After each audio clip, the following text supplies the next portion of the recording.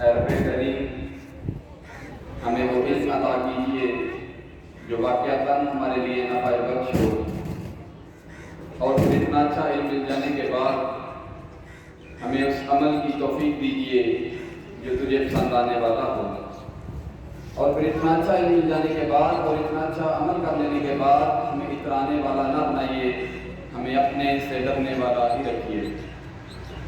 سب حاضرین کی توجہ چاہوں گا۔ امیجن کریں کہ اگر آپ کے گھر میں کوئی مہمان آئے اور وہ آپ سے اجازت بھی نہ لے، آپ کے گھر کی ساری صفائی کر جائے، سارا گاربیج اٹھا جائے اور بڑی دیر کے بعد آئے اور آپ کے لیے آپ کی میڈیسن بھی رکھ جائے، آپ کے دل کی بیماری کی میڈیسن بھی آپ کے لیے رکھ جائے، آپ کے دماغ کی، آپ کی آنکھ کی میڈیسن بھی آپ کے لیے آپ کے پاس رکھ جائے، ہر بیماری کی جو میڈیسن ہے وہ آپ کے پاس رکھ جائے، اور جاتے ہوئے آپ کو بتائے بھی نہ اور آپ چلا جائے اور اگلی دفعہ پھر آ جائے، اور بڑی حیرت کی بات کہ آپ کو پتہ بھی نہ چلے وہ آپ کتنے کام کر کے جا رہا ہے اور آپ کو پتہ ہی نہ چلے، اور اگر آپ کو تھوڑا سا احساس ہو جائے کبھی اس کے جانے کے بعد تو تھوڑا آپ کو اس کے بارے میں گلٹ تو ضرور ہوگا، یا اپنے بارے میں تھوڑا سا بھی میں اس کا احترام کیوں نہیں کیا۔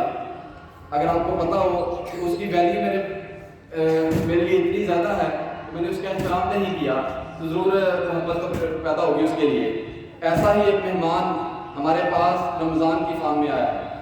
رمضان کا مہینہ ہمارے پاس ہماری اجازت کے بغیر ہر سال ہم سے ملاقات کرتا ہے، ہماری ہر بیماریوں کا علاج کر کے جاتا ہے۔ میرے نبی کی حدیث ہے، میرے نبی کا فرمان ہے کہ جس شخص نے ایمان اور احتساب کے ساتھ رمضان کے روزے رکھے، اللہ نے اس کے سارے گناہوں کو معاف کر دیا۔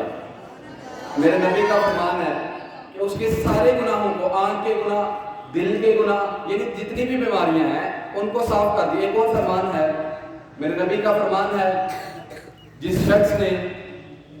شخص بڑے گناہوں سے بچتا رہا تو ایک نماز سے پچھلی نماز کے درمیان، ایک جمعہ سے پچھلے جمعہ کے درمیان، اور ایک رمضان سے پچھلے رمضان کے درمیان کے سارے گناہوں کو معاف کر دیا جاتا ہے۔ ایک اور حدیث ہے میرے نبی کا فرمان ہے، ماشاءاللہ کتنے خوبصورت فرمان ہے میرے نبی کے۔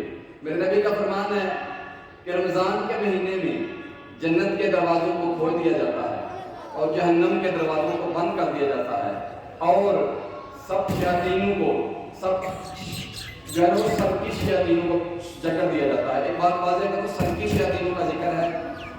اکثر لوگ سوال کرتے ہیں کہ رمضان میں شیاطینوں کو تو جکڑ دیا جاتا ہے، اس کے باوجود بھی لوگ غلط کام کرتے ہیں، اس کے باوجود بھی نماز نہیں پڑھتے، روزہ چھوڑ دیتے ہیں، تو یہ کیا بات ہوئی؟ سرکش شیاطینوں کو، کچھ شیاطین تو نہیں، سرکش کی بات ہو رہی ہے۔ اور ویسے بھی ایک لمبا ٹاپک ہے، لیکن ایک بات اور بتا دوں، 11 ماہ اگر کسی کی عادات بنی ہو تو اس کو چھوڑنا ذرا مشکل ہوتا ہے، اس سے پہلے تیاری کرنا پڑتی ہے۔ اور ایک اور بات، جس نے خود اپنی اصلاح نہیں نہ کرنی تو رمضان بھی اس کی اصلاح نہیں کرے گا۔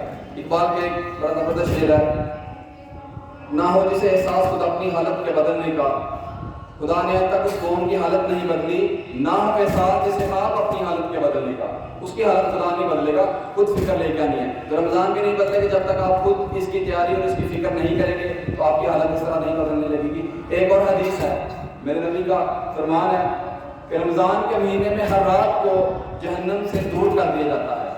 اس کے علاوہ اور بے شمار ایسی حدیث ہیں جس میں ہمیں بے شمار علامات سے کی خوشخبری سے جو آپ کو خوشخبری سنائی گئی ہے۔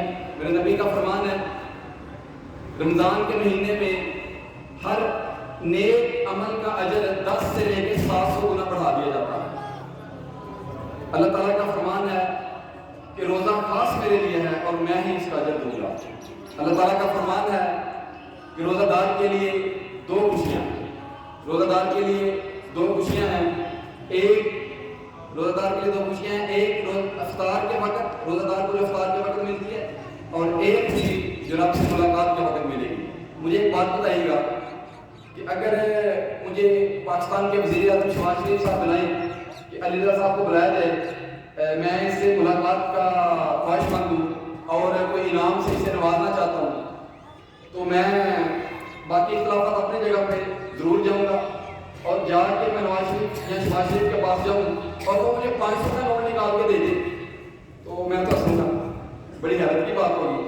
تو اگر اللہ کہہ رہے ہیں، میرے اللہ کہہ رہے ہیں کہ میں اس سے ایسا انعام دوں گا کہ میں اس سے ملاقات کروں گا اور اجر سے نوازوں گا، اس سے بڑا اب آپ خود دیکھ لیں کہ کیا ایکسپیکٹیشن رکھ سکتے ہیں آپ۔ تو جب اتنے بڑے انعامات ہوں اس کے باوجود ہم رمضان کو اچھے طریقے سے نہ گزاریں، میرے اللہ کا فرمان ہے کہ روزہ دار کے منہ کی بدبو اللہ تعالیٰ کو، روزہ دار کے منہ کی بدبو اللہ تعالیٰ کو کستوری کی خوشبو سے زیادہ پسند ہے، کستوری کی خوشبو سے زیادہ پسند ہے۔ دیکھیں کتنی اللہ تعالیٰ کو روزہ دار سے محبت ہے، کتنی محبت ہے۔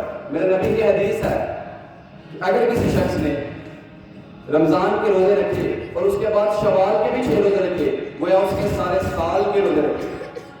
میرے نبی کی حدیث ہے جنت کے 8 دروازے ہیں، ایک دروازے کا نام باب ریان ہے جو خاص روزہ داروں کے لیے ہے۔ میرے نبی کی حدیث ہے 3 لوگوں کی دعا کبھی رد نہیں ہوگی، ضرور قبول ہوگی۔ عادل حکمران، مظلوم کے دل سے نکلی ہوئی آواز اور روزہ دار کی افطاری کے وقت کبھی رد نہیں ہوگی، ضرور قبول ہوگی۔ میرے نبی کی اور بے شمار حدیث ہے۔ میرے نبی کا فرمان ہے جس شخص نے رمضان کے روزے حاصل کیے پائے، رمضان کے روزے پائے اور اس نے مغفرت حاصل نہ کی، بھلا کیا وہ شخص رمضان کے روزے پائے اور اپنی مغفرت، اپنی بیماریوں کو دور نہ کیا، اپنی دل کی بیماریوں کا علاج نہ کیا اور اس کے باوجود اس کا رمضان ایسے ہی گزر گیا، بھلا کیا وہ شخص۔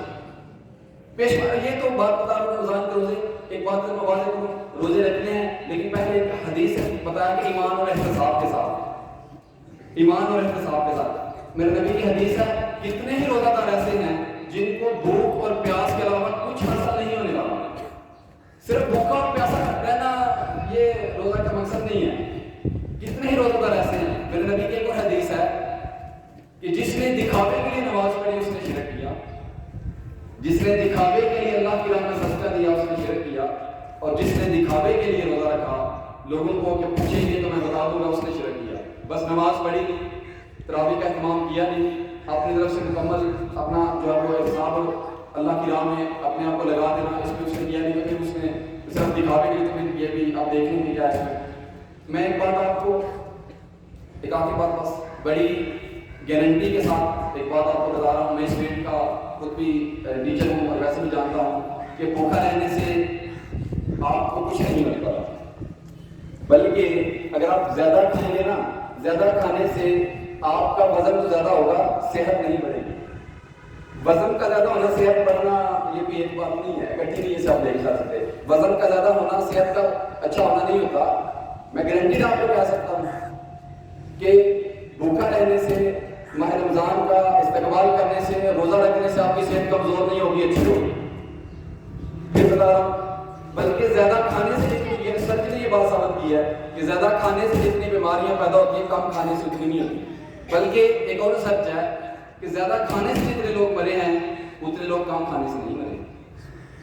اللہ مجھے اور آپ سب کو عمل کی توفیق دے۔ شکریہ۔